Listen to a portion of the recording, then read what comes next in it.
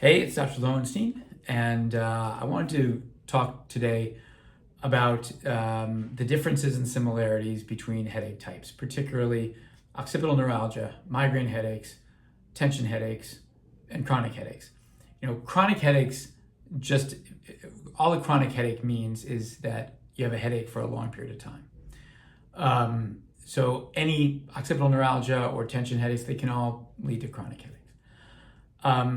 But the point that I'm trying to make is that all of these headaches can be caused by neuralgia of a nerve, a peripheral nerve. So occipital neuralgia really calls it out, that is an inflammation of the occipital nerves in the back of the neck. And so occipital neuralgia is usually characterized by shooting pains, and it's defined more from how these symptoms of this nerve irritation are perceived. And in truth, a lot of these diagnoses are based on how the perception of the problem is experienced by the patient. So migraines are also often caused by neuralgias or compression, irritation really, of peripheral nerves. Here in the supraorbital supratrochlear region, in the temporal region, on the side of the neck, the lesser occipital nerve here, the greater occipital nerves. So when things press on those nerves, it causes irritation and it causes these distress signals to go to the brain. What happens when those signals go to the brain? That's where the diagnosis comes in as far as what that particular patient is experiencing. So tension headaches happen because people get tense, surprise, and the muscles, usually in the back of the head, push on the occipital nerves, and that gives them a headache. So because the headache is associated with tension in the shoulders and the neck and the back, it's called a tension headache. Is that really any different in its origins as occipital neuralgia? No. Same problem, just different experience by the patient. Migraines can be caused, again, by all of these different pressures on these various nerves.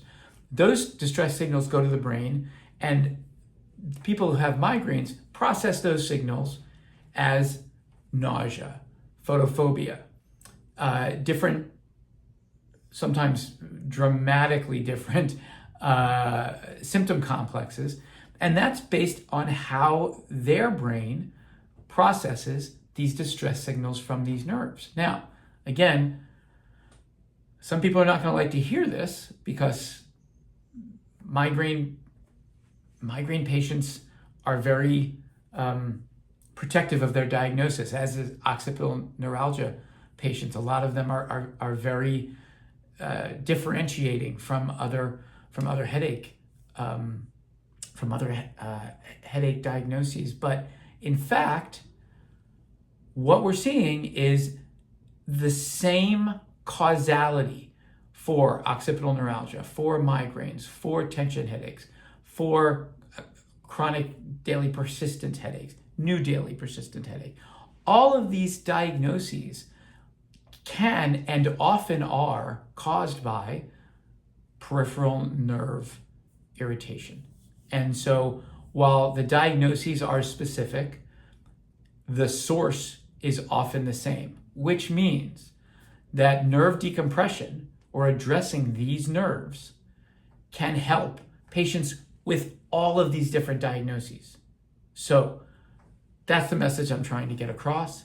If you have occipital neuralgia, if you have migraines, if you have new persistent daily headache, if you have status migrainous, any of these different diagnoses, it's still worth talking to a migraine surgeon, because migraine surgeons treat all of these different headache complexes. And arguably, we need to stop calling it migraine surgery and we should call it headache surgery. But I don't want to exclude the occipital neuralgia people, so maybe we should call it occipital neuralgia surgery.